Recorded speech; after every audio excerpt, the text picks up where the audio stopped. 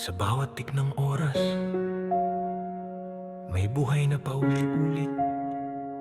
Hindi humihinto, hindi humihinga. Ofu.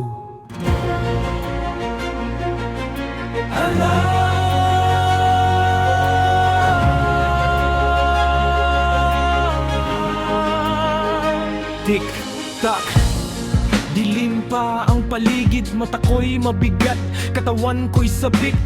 Sa pahinga na hindi dumadating, sa bansang malayo, oras ay bitin. Alarm, sumigaw parang bakal sa tenga. Bangon ka na kahit luhay mainit pa. Kamay kumakapit, ayaw pa akong bitawan, pero trabahong mundong kailangan kong puntahan. Sabog ang isip, kulang ang tulog, pero sa kontrata bawal ang tumigil o mapagod. Hilamos sa tubig na parang yelo sa balat, isang buntong hininga bago lumabas ng flat. Alam,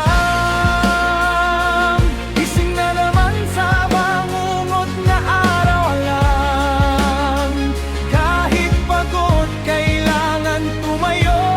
Alam, paulit-ulit na siklo ng buhay para sa pamilya, kaya lumalaban kahit masakit. Paglabas ng pinto, init agad ang sumalubong. Mga paang sugat na sanay ng tumakbo.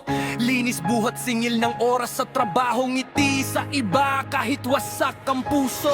Okay lang sir, kahit hindi na okay. Sa loob ko may sigaw na gustong kumawala, pero katahimikan ang kailangang isuot, dahil bawat oras may perang hinahabol. Tanghalian minsan mabilis lang lunok, tinapay sa gilid habang isip ay naglalakbay. Sa anak na hindi ko mahagkan sa gabi, sa bahay na iniwan ko sa kabilang mundo. Pag-uwi, gising na ulit ang kasama. Katawan ko'y parang bakal na kinakalawang na.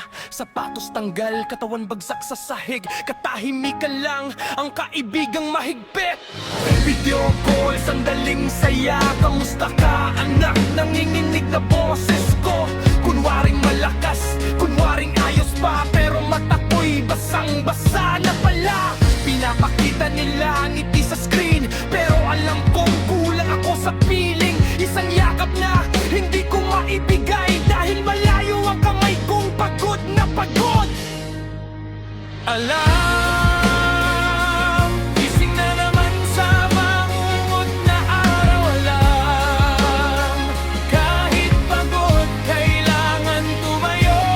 Alam, paulit-ulit na siklo ng buhay para sa pamilya, kaya lumalaban kahit masakit. Isang araw na pahinga, parang milagro, pero paggising, linis pa rin ang mundo. Walis laba, simpleng pag-aayos ng tahanan. Kahit pagod, sanay na sa katahimikan. Minsan nagluluto, paboritong ulam.